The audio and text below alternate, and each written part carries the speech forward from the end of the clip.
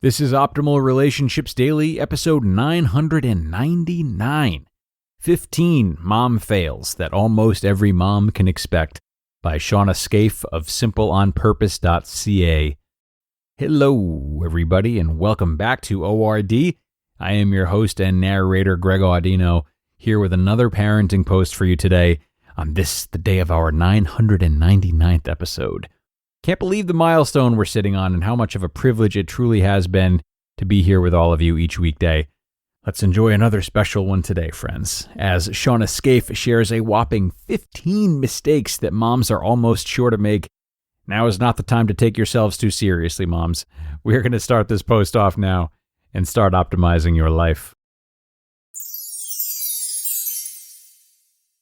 15 Mom Fails That Almost Every Mom Can Expect by Shawna Scafe of simpleonpurpose.ca. It was a full month before I confessed to anyone else. I told my sister-in-law that I forgot to buckle my son into his high chair, and he flopped right out. The worst damage done was to my mom pride. She laughed at me. Soon, these mortified moments of parenting became the hushed and giggled conversations I'd have with my sister or girlfriend over a glass of wine. And as more new moms entered into my social circle and the confessions came out, I began to notice a trend. You will screw up, you will feel horrible, but your kids will be all right. 15 mom fails that almost every mom can expect. Number 1. You will forget to buckle them in to a car seat, a high chair, a toddler swing. You will trash talk yourself at first. How hard can it be to remember safety first? Then you'll begin to recount those times you put your full, freshly poured cup of coffee in the fridge and brought out the ketchup bottle. Or the time you brought the TV remote to the grocery store instead of your phone. Having kids short circuits the feedback loop between your brain and, well, everything. Number 2. You will accidentally clip their nails too short, or even worse, get their skin pinched in the clippers. You will cry more than they do. This may also be the last time you clip your kids' nails without bribery. Number 3. You won't get dressed for an entire day. Your entire family will sport the same lounging clothes for at least a 48-hour period. But if you call it a PJ party and put it on Instagram, it's totally legit. Number 4. You will be all yelly, it's a word, and short with kids one day, and feel disgusting and guilty at the end of the day. If they get up in the middle of the night, you will rush in and guilt cuddle, that's a word too, them, while singing them every lullaby and TV theme song you know, twice. If they don't happen to wake, you will still go check on them before bed and just lay beside them kissing their forehead too many times and professing your love to them. Number 5. Your car will be dirty in a whole different way than pre-babies, more in a way that says, McD's Play Place on wheels. One Saturday, you will be searching for the smell. Every parent's car has one. And you'll end up filling a garbage bag and 2 Rubbermaid bins of random shoes, broken toys, and food wrappers. Number 6. You will watch too much TV. No matter what limits you have in your home or what devices you have, there will be lots of days that we brush off as a day of screen time. Fact is that moms don't get sick days or pregnant and exhausted days or been up all night with a newborn days, but we do get to stream Diego on Netflix. Don't worry though, TV is awesome. Number 7. You will lose a dirty diaper somewhere. Don't worry, you won't realize it right away. Eventually, you will smell it and have to dismantle entire rooms or your vehicle to find it wedged under a car seat. Either way, take this time to pat yourself on the back for cleaning and decluttering said room or vehicle. Number 8. You will feed them junk, more often than you ever intend to. A drive-through run for French fries or a bag of goldfish looks really like a sweet pina colada-filled oasis after trying to make gluten-free paleo homemade lunches and fizzling out to the false romance and work that entails. Make this stuff because you want it, and relent that your kids will eat your quinoa waffles no more than twice before they decide they didn't like them anyway, and, hey, can I just have a cereal, please? Number 9. You will fail at sleep training attempts. Because sleep training is as straightforward as learning how to use Android after life with an iPhone. But you will try.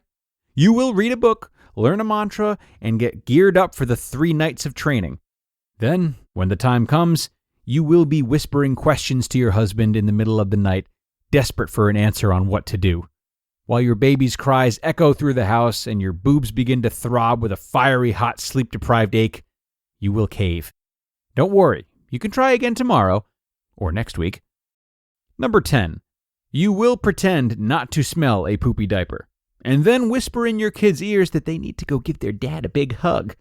If he calls you on it, play dumb and challenge him to rock, paper, scissors, in the name of fairness. Number 11. You will sneak eat, a word which encompasses all the tactics moms use to hide their consumption of the good food from their children's hungry eyes. Number 12. You will take credit for a random and brilliant thing your kid can suddenly do or say. Like the first time we realized our son knew all the alphabet letters. We both asked each other who taught it to him. Thank you, Super Y. We will take the credit from here. Number 13. You will miss baths, toothbrushing, and diaper changes a little more often than you let on. The peaceful nightly routine you had with a newborn will slowly adapt into a metaphorical board game of parenting as more kids, more poop, and more dirt come into your life. Landed on went in my pants? Go back to bathe the kids before noon. Rolled a pending dentist visit?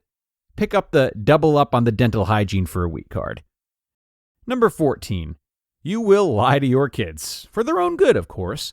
And by own good, I mean so you can avoid another excruciating episode of Calliope or their relentless pleas for another park day. Besides, it helps their imagination if they believe that tiny invisible elves are repairing the spray park, or the book fairy took away that My Little Pony book for a kid who needed one. Or we can't watch any more Diego, because he has to go home and eat all the dinner that his mommy made just for him. Number 15.